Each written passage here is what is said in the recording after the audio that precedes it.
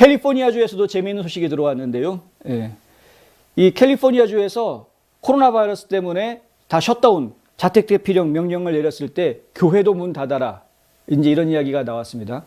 교회가 문을 닫아야 되니까 예배를 드리지 못하게 되는 온라인 예배를 드려야 하는 이런 상황이 됐었죠. 그래서 일부 교회에서는 그것에 반발해서 예배를 실제로 집행을 했다가 엄청난 벌금을 받는 그런 교회들도 나오고 상당히 좀 힘든 그런 시절을 보냈습니다. 결국 이 좌파 정권이 종교를 탄압하고 있는 것 아니냐라는 아우성까지 나오게 되는 그런 상황이 됐고, 급기야는 지금 화면에서 보시는 이 교회, 오순절파 교회인데요. 이 교회하고 캐톨릭 신부 한 명이 소송을 제기를 했습니다. 이건 종교 탄압이다. 수정헌법 제1조는 분명히 종교의 자유를 인정하고 있는데, 근데 이것은 코로나 바이러스를 이용한 종교 탄압이다. 이 소송이 벌어지게 된 아주 발단이 된 이유는 무엇이었느냐? 처음에는 자택대피령을 다 내렸다가 어떻게든 경기를 다시 살려야 하는 그런 부분들이 있었기 때문에 식당이라든가 체육관이라든가 이런 것들은 일부 열어주는 이런 상황이 벌어지지 않았습니까? 그러니까 50% 전체 수용 인원의 50%까지는 가게를 운영해도 좋다. 이런 이제 명령이 나왔는데, 그럼에도 불구하고 여전히 교회는 집합 금지 이렇게 됐다라는 것이죠.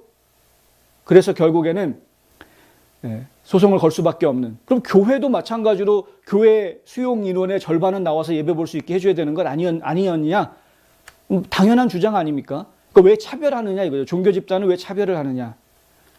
그래서 소송이 걸렸는데, 이 소송이 채 끝나기 전에 연방대법원에서 판결이 나옵니다.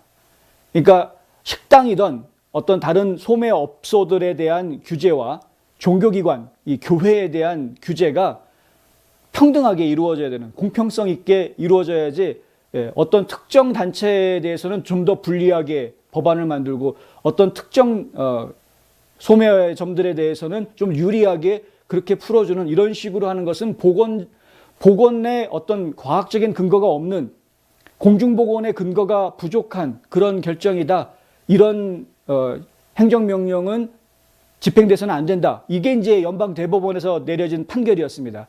그러니까 연방대법원이 이런 판결을 내놓으니까 캘리포니아 주에서도, 캘리포니아 주에 있던 고등법원에서도 결국에는 이 소송을 진행해봤자 어차피 지겠구나라는 이제 결론이 나온 것이고요. 소송에서 져서 엄청난 비용을 물어내느니 차라리 협상을 하자.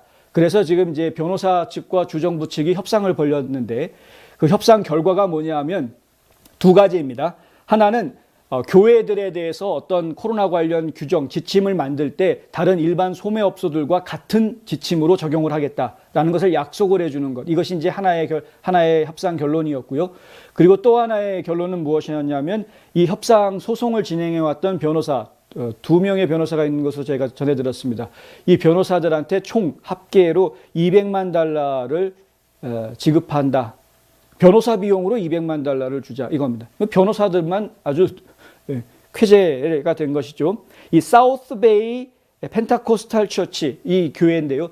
이 교회를 대변해서 변호를 해주었던 변호팀에게는 $160만 주기로 했고, 버핏이라는 신부님, 이 가톨릭 신부님을 대변해서 변호를 맡았던 변호인 측에는 $55만 지불하기로 합의를 봤다. 총 $215만 이제 지불되는 그런 상황이 되게 됐습니다. 일단 정의가 승리한 것 같아서 저희가 좋은 소식으로 전해드렸고요. 사실 이것이 정상입니다.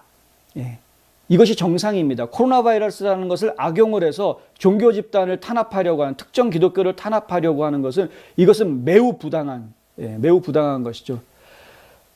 한국 정부는 상당히 교묘하게 잘했습니다. 무슨 얘기냐면, 이게 정말 잘해서 잘했다라고 말씀드리는 게 아니라, 특정 대형 교회를 치기 전에 먼저 이단이라고 이야기되는 사이비 교단부터 먼저 쳤죠. 사이비 교단을 치니까 다른 교회들이 함부로 말을 못하지 않았습니까? 사이비 교단 집회 못하게 만드는데 정파 교회들이 뭐라고 얘기하겠습니까? 거봐라, 왜 사이비 집회하는데 왜 가니? 뭐 이런 정도의 반응을 보일 수밖에 없었던 것이죠. 그런데 바로 이어서 이것이 사이비 종교다, 뭐 이단 종파다 이런 게 이야기되는 것이 아니라, 그 다음에 바로 이어서 교회가 이렇다라고 지금 모든 교회들이 문제가 되는 것으로 몰고 나갔습니다. 언론들이 가세했고, 그래서 상당히 많은 교회가 제대로 된 집회를 가질 수 없었던 상황으로 이끌고 갔었죠. 이것은 상당히 코로나 바이러스라는 시국을 이용해서 정치인들이 종교를 탄압하는 전형적인 모습으로 아마 역대의 기록이 되고 가르쳐지게 될 것입니다.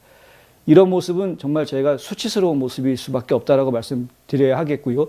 미국은 그나마 정의가 지금 바로 잡혔는데 한국은 어떤지 좀 모르겠습니다.